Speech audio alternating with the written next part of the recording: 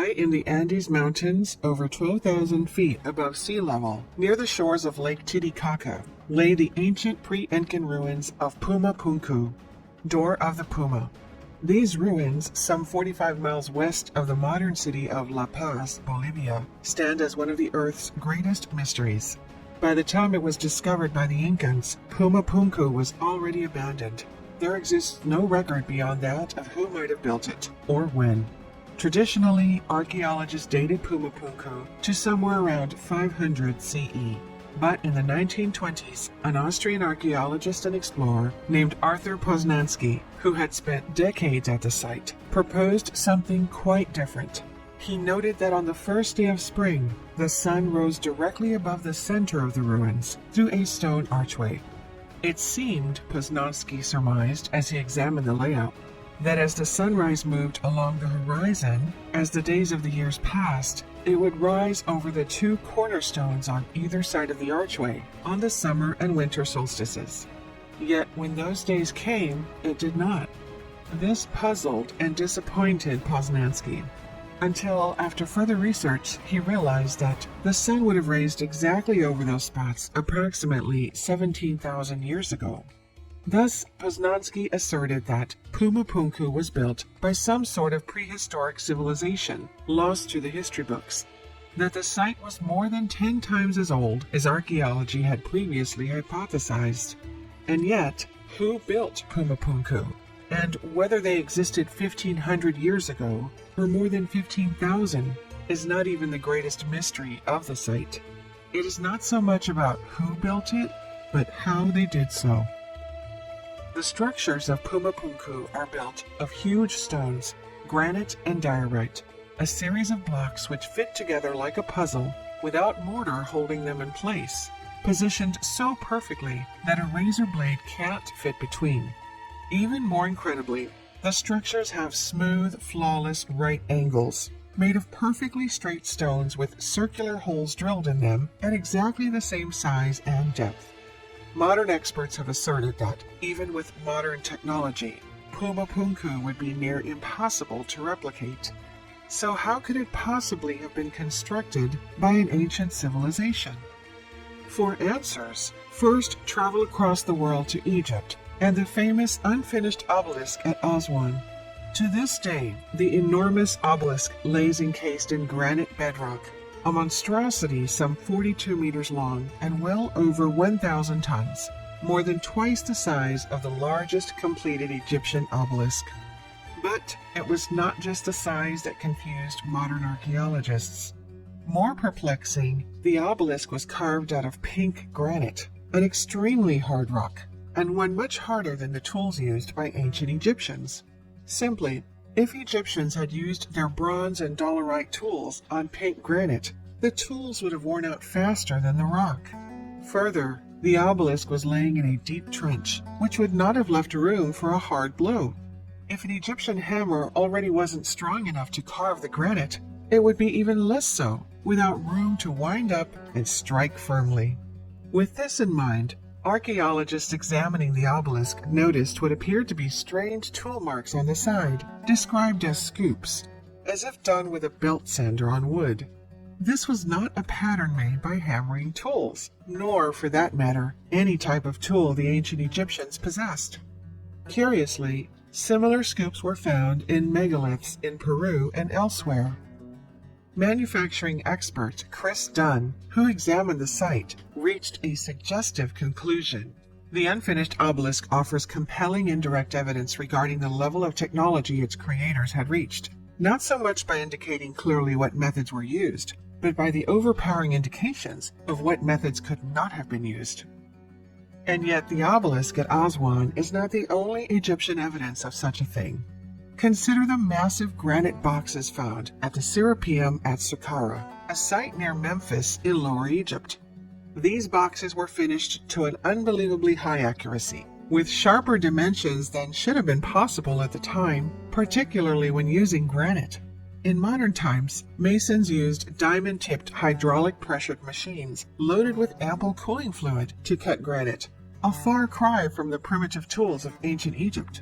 Or what about the many examples of Egyptian stonecraft pottery carved out of granite and other hard rock with unimaginable precision? Experts assert that even with modern technology, this stonecraft pottery cannot be replicated. If not so-called modern technology, just what sort of technology did the ancient Egyptians possess then? Chris Dunn offers a dramatic explanation. I believe that these artifacts that I have measured in Egypt are the smoking gun that proves without a shadow of a doubt that a higher civilization than what we have been taught existed in ancient Egypt. The evidence is cut into the stone. The question then becomes, if this is in fact evidence of a smoking gun, what does this evidence show? What is the smoking gun? That is to say, how did they do it? In the 1980s, a group of researchers from St. Cloud University in Minnesota, led by the enigmatic archaeologist Ivan Watkins, endeavored to study the stonework of the incredible Incan ruins of Machu Picchu in Peru at an up-close microscopic level. Hard rock, such as that which makes up Machu Picchu's mighty structures, contains a mix of numerous minerals with varying degrees of hardness which can be seen when examined under a microscope.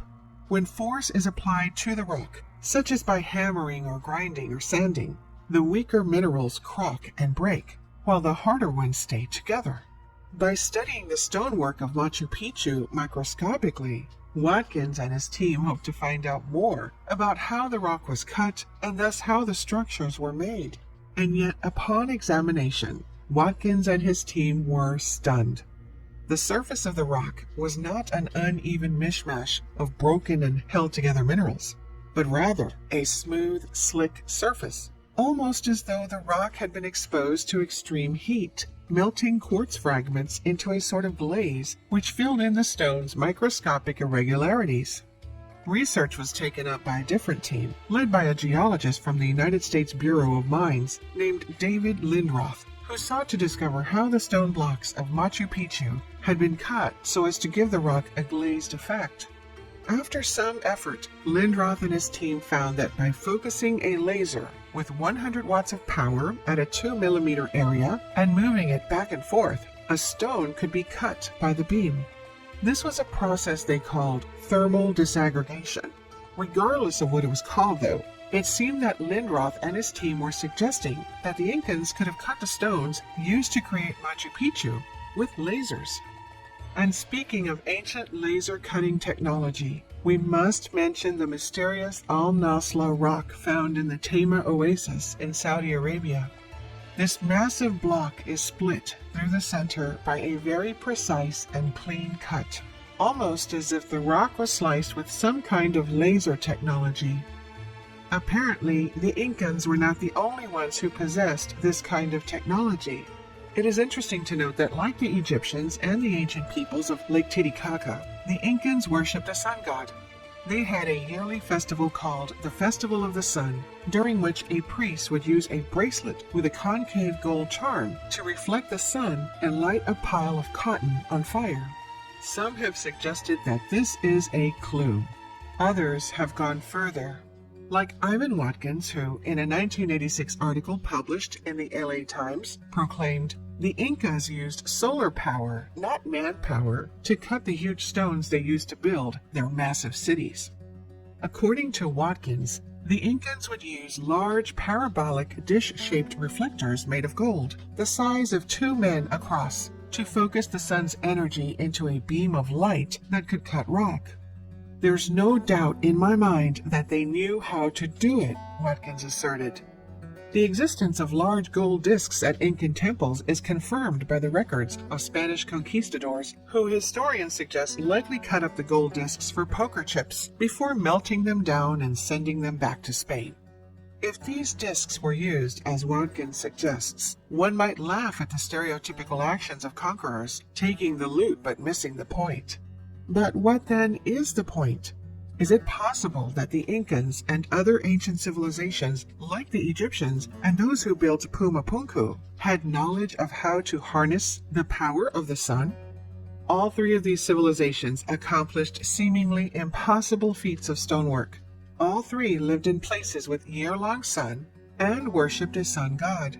Could all three have possessed a knowledge of some sort of ancient solar laser? Perhaps. Or perhaps there is even more to it than that.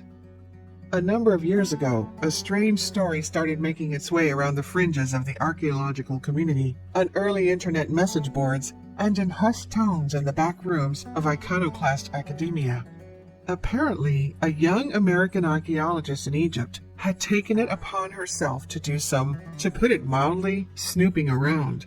This was probably not an unusual fantasy for archaeologists, regularly stymied by the notoriously secretive Egyptian government.